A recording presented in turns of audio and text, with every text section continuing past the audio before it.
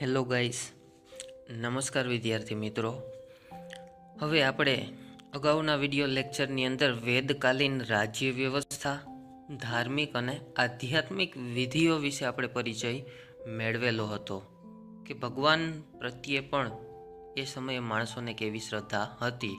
ખાસ એમાં મૂર્તિ પૂજા, કર્મકાંડ એવું કશું વધારે પ્રમાણમાં જોવા મળતું નથી, અને એમાંય ખાસ મંદિરો એ તો એ સમયે જોવા મળ્યા નહોતા. હવે આજના વિડીયો લેક્ચરની અંદર આપણે વેદકાલીન અર્થવ્યવસ્થા વિશે પરિચય મેળવીએ.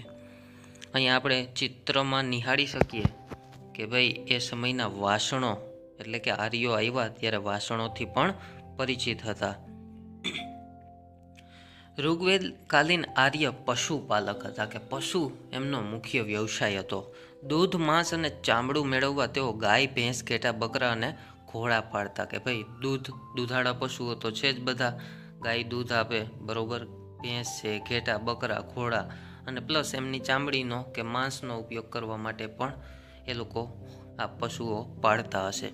ગાય અને ઘોડા તેમના માટે સૌથી મહત્વપૂર્ણ પશુઓ હતા, કે બે પશુઓ મુખ્ય કયા કયા, ગાય અને ઘોડો, આ બે પશુઓ આર્યો માટે મુખ્ય હતા. ગો શબ્દમાંથી અનેક શબ્દોનો ઉદ્ભવ થયો છે.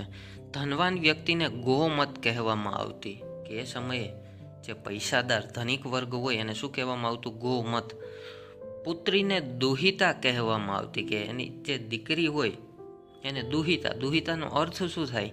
તો કે તેનો અર્થ થાય છે કે જે ગાયનું દૂધ દોવે છે, કે જે ગાયને દોવે છે ને, ગાયનું દૂધ દોવે છે, એને કહેવામાં આવે દુહિતા. યુદ્ધ માટે ગવેષણા શબ્દનો પ્રયોગ થતો હતો, કે ભાઈ યુદ્ધ થાય તો યુદ્ધ માટે કયો શબ્દ વપરાતો? ગવેષણા, જેનો અર્થ થાય છે ગાયોની શોધ કરવી. અને પશુઓ માટે જ એ સમયે વધારે યુદ્ધો થતા.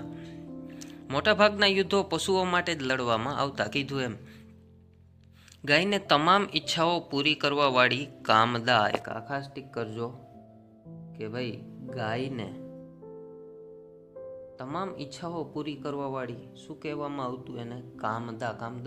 કામદાનો અર્થ શું થાય? કે તમામ ઈચ્છાઓ પૂરી કરનાર કામદા કહેવામાં આવતી. કોને? તો કે ગાયને. પશુઓની સંખ્યામાં વૃદ્ધિ માટે અનેક પ્રાર્થનાઓ કરવામાં આવી છે. આ બધી બાબતો ઋગ્વેદકાલીન આર્યોને પશુપાલન સાથે ઘનિષ્ઠ સંબંધ દર્શાવે છે, કે ભાઈ પશુઓ થકી જ અને ઘાસચારાની તંગીના કારણે જ એ લોકો ધીમે ધીમે ભારત તરફ આગળ વધ્યા. પશુપાલન સાથે સંકળાયેલ અને ભટકતું જીવન જીવતા આ લોકો માટે કૃષિ પ્રધાન અર્થવ્યવસ્થા મુખ્ય જણાય છે, કે ભાઈ ધીમે ધીમે એ લોકો આગળ વધ્યા ખોરાકની શોધમાં, ઘાસચારાની, પશુઓની શોધમાં, અને ધીમે ધીમે એ લોકો કૃષિથી પણ જાણીતા બન્યા. મુખ્ય વ્યવસાય એનો પહેલો આર્યોનો હતો પશુપાલન. ખેતીના પુરાતત્વીય પ્રમાણો ખૂબ ઓછા જોવા મળે છે, એટલે કે ખેતી કરતા હશે એવા ઓછા મળ્યા છે, પ્રમાણ મળ્યા છે પણ બહુ ઓછા. જોકે થોડા ઘણા સંદર્ભમાં આપણે તેઓ કૃષિ જાણતા હતા તેની માહિતી મળે છે. તેમના ભોજન સંદર્ભે મળેલા અવશેષો દર્શાવે છે કે તેઓ જવનો ખોરાકમાં ઉપયોગ કરતા અને તેની ખેતીથી જાણીતા હતા. કયા ખોરાકનો આર્યો ઉપયોગ કરતા હતા? તો કે જવ. જવથી એ લોકો પરિચિત હતા અને એની ખેતી એ લોકો કરતા. કૃષિ પ્રધાન અર્થવ્યવસ્થાનો મોટા ભાગે અભાવ જણાય છે, કે ભાઈ એ સમયે આર્યો કૃષિ પ્રધાન હતા નહીં. માત્ર એક જ વ્યવસાય એનો હતો. શું હતું? પશુપાલન તેમનું મુખ્ય કાર્ય દેખાય છે. તેમ છતાં શિકાર, અન્ય બીજા કાર્યોમાં આર્યો શું કરતા? તો કે શિકાર, સુથારી કામ, વણાટ કામ, ધાતુઓને ગાળવાનું કામ જેવા કાર્યોથી, એટલે કે આ બધા કાર્યોથી તેઓ જાણીતા હતા. તેની અદલાબદલી કરી, એટલે કે વસ્તુ વિનિમય જેવું વેપારી માધ્યમ તેમણે ઊભું કર્યું. કે ભાઈ આર્યોની અર્થવ્યવસ્થા શું? તો કે આ બધી જે કોઈ કાર્ય એ લોકો કરતા હતા એ વસ્તુઓની અદલાબદલી થવા માંડી. એને કહેવાય વસ્તુ વિનિમય પ્રથા, કે એક વસ્તુ આપણે લઈએ તો બીજી વસ્તુ એને આપીએ. માનો કે કોઈ મોચી પાસેથી ચામડાના કે જે કોઈ પણ બૂટ ચપ્પલ આપણે લઈએ અને એના બદલામાં આર્ય હોય એને પશુ આપે, ગાય આપે કે ઘોડો આપે, તો એને કહેવાય વસ્તુ વિનિમય પ્રથા. આવી રીતે અર્થવ્યવસ્થા એ સમયે અસ્તિત્વમાં આવી. તેમ છતાં ગાય વસ્તુ વિનિમયમાં સૌથી મહત્વનું સ્થાન ધરાવતી હતી. કેમ સ્થાન ધરાવતી હતી? તો કે રાજન્ય, એટલે કોણ? રાજા, બ્રાહ્મણ, પુરોહિતો આ વગેરેને ગાય અને ઘોડાની ભેટ આપવામાં આવતી તેવો ઉલ્લેખ જોવા મળે છે કે ભાઈ રાજા હોય, બ્રાહ્મણ હોય, પુરોહિતો હોય, યજ્ઞો અનુષ્ઠાનો કરાવવામાં આવે તો ભેટ સોગાદ સ્વરૂપે એને શું આપવામાં આવતું? સામાન્ય લોકો દ્વારા ગાય આપવામાં આવતી. આ ભેટ વિશિષ્ટ અનુષ્ઠાનો દરમિયાન આપવામાં આવતી. ભારતની ઉત્તર પશ્ચિમ સરહદ પર આ નવા લોકોનું આગમન એ ભારતીય સંસ્કૃતિમાં ખૂબ મહત્વપૂર્ણ ઘટના ગણાય છે કે ઉત્તર પશ્ચિમ બાજુથી આ આર્યો છે ભારતમાં આવ્યા. અને એને કહેવાય છે ક્યાંથી આવ્યા તો કે યુરેશિયાથી આવનાર. ખાસ ટીક કરજો, આ પશુપાલકો ઈસવીસન પૂર્વે 1500ની આસપાસ ભારતમાં પ્રવેશ્યા અને સપ્તસિંધુના પ્રદેશમાં ફેલાયા. યુરેશિયા એટલે યુરોપ પ્લસ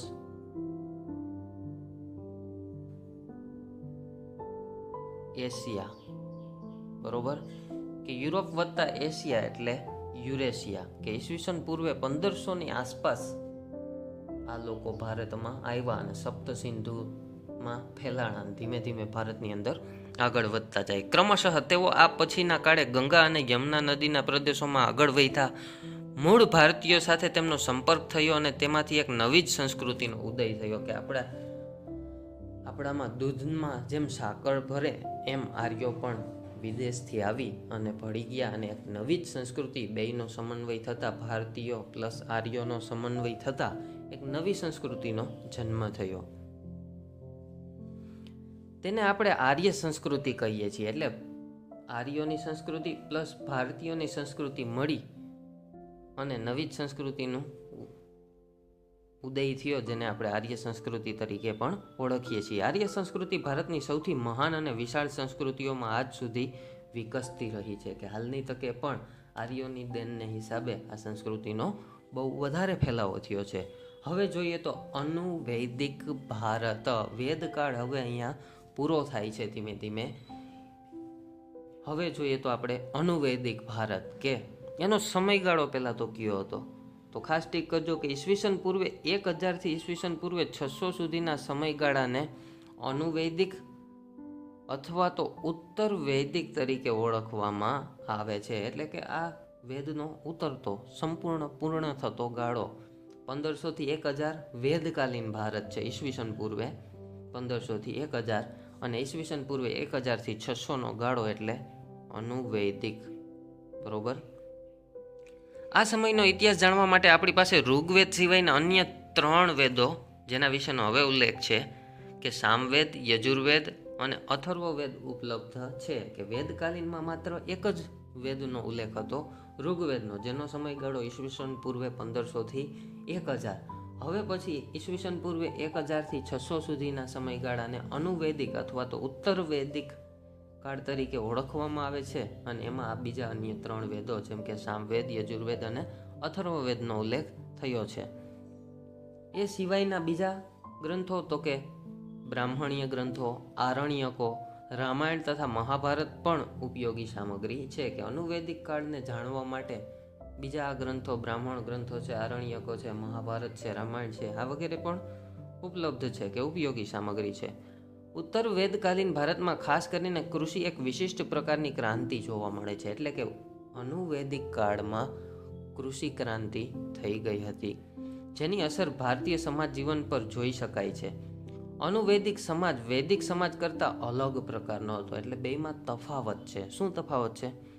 કે અનુવૈદિક સમાજ સામાજિક રીતે વર્ણ વ્યવસ્થામાં વહેંચાયેલો હતો. જુઓ, વેદકાળની અંદર વર્ણ વ્યવસ્થા અસ્તિત્વમાં હતી નહીં, જ્યારે અનુવૈદિક કાળમાં વર્ણ વ્યવસ્થા 4 વર્ણોની અંદર વિભાજિત થઈ ગઈ. ખાસ આ 4 વર્ણો ટીક કરજો: બ્રાહ્મણ, ક્ષત્રિય, વૈશ્ય અને શૂદ્ર. એમ 4 વર્ણ આ સમયમાં જોવા મળે છે કે ભાઈ આ 4 વર્ણોમાં વિભાજિત હતું. પ્રથમ 2 વર્ણો છે જે બ્રાહ્મણ અને ક્ષત્રિય સામાજિક રીતે વિશિષ્ટ અધિકારો ધરાવતા હતા. એટલે ઉચ્ચ કક્ષાનું સ્થાન બ્રાહ્મણ અને ક્ષત્રિયોનું હતું સમાજમાં. અને અન્ય 2 વર્ગો ઉપરનું નિયંત્રણ રહેલું હતું. એટલે કે બ્રાહ્મણ અને ક્ષત્રિય છે એ આ વૈશ્ય અને શૂદ્ર ઉપર નિયંત્રણ પણ કરતા. વૈશ્ય અને શૂદ્ર ઉત્પાદન કાર્ય સાથે સંકળાયેલા હતા, પરંતુ તેમનો સામાજિક દરજ્જો નિમ્ન કક્ષાનો હતો. એટલે કે એમને હલકા કે નબળા ગણવામાં આવતા. કોના દ્વારા? તો કે બ્રાહ્મણ અને ક્ષત્રિયો દ્વારા. આધુનિક ઇતિહાસકારો ભારતમાં લોખંડની શોધ ક્યારે થઈ? ઈસવીસન પૂર્વે 1000ની આસપાસ.